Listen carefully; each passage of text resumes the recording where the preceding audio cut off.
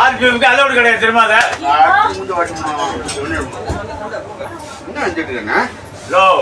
மேல கை வைக்க ரூல்ஸ் கிடையாது. ஹேண்டிகேப்டா எப்படி தொடர்பாங்க?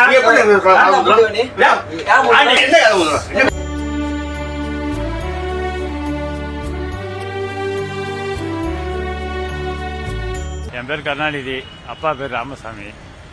நான் சொந்த ஊர் வந்து திருவாரூர் பக்கத்தில் ஒரு 15 கிலோமீட்டர் திருமூர் கிராமம். மன்னாடி போய் ட்ரெயின் ஏறி வந்துக்கிட்டு இருந்தேன். நைட்டு வரும்போது என்ன பண்ணாங்க, அந்த நீடாமங்கலம் ஸ்டாப் பேர் கொரடாச்சி ஸ்டாப். அதில் வந்து 2-3 பேர் நான் ஆர்பிஎஃப் ஹேண்டிகேப்டு கேட்ட திறன்னா ஃபுல் போகல இருந்தாங்க. நான் என்ன பண்ணேன், திறக்கல. லேடிஸ்லாம் இருக்காங்க, ஹேண்டிகேப்டில் லேடிஸ் இருக்காங்க. அதில் ஒரு 4-5 லேடிஸுக்கு வந்து பார்வை கம்மி, இவ்வளோ ஏற்றாத அப்படின்னா ஒரு பெரியவர் என்ன திருவாரூர் வந்தாலும் சரி போலீஸ் இருக்கும் ஆர்பிஎஃப் அங்கே பேசிக்கலாம் அப்படின்ட்டு நான் பேசாமல் விட்டுட்டேன். அதோட வந்து திருவாரூர் வந்து அடித்து திறந்து அவளை பப்ளிக் வேடிக்கை பார்க்குது. ரயில்வே ஸ்டாப் 2 பேரும் வேடிக்கை பார்க்குறாங்க. யார் என்னன்னு கேட்கல. இந்த பெரியவர் என் கூட உட்காந்து போய் டப்புனு டோரை திறந்து விட்டார். உள்ளே வந்தோன்னா டப்பு என்ன ஏதுன்னு கேட்கல. டப்புன்னு 2 அடி அடிச்சிட்டான். கூட உள்ள 2 பேர் வந்தாங்க. அதில் ஒரு ஆள் சேப்பு சட்டை, ஒரு கருப்பு சட்டை போட்டிருந்தான்.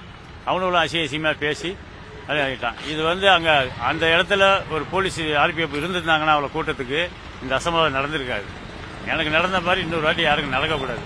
அதேமாரி மாயவரத்தில் வந்து ஒரு போலீஸ் ஒரு எஸ்ஐ வந்தார். ஒரே ஒரு ஆள் தான் வந்தாங்க. வந்துட்டு அவன் வந்துட்டு என்ன பண்ணாங்க, அப்படியே டோரத்தை வந்து 2 மணி நேரம் எட்டி பார்த்தாரு. எட்டி பார்த்துட்டு இல்லைப்பா அவன் இறங்கி ஓட்டம் பண்ண அவர் போயிட்டார். சரி, சிதம்பரம் ஸ்டாப்பிங்கில் ஒரே ஒரு லேடி வந்தாங்க. அவங்க வந்தோடனே அந்த ஆளை வந்து 2வது போட்டியில் உட்காந்துருக்கான். பாத்ரூம் போகிறோமா என் கூட உள்ளவன் சொல்கிறான், இந்த 2வது போட்டியில் தான் உட்காந்துருக்கான், பிடிங்கன்னு. அதை பற்றி கேர் பண்ணல அவங்க.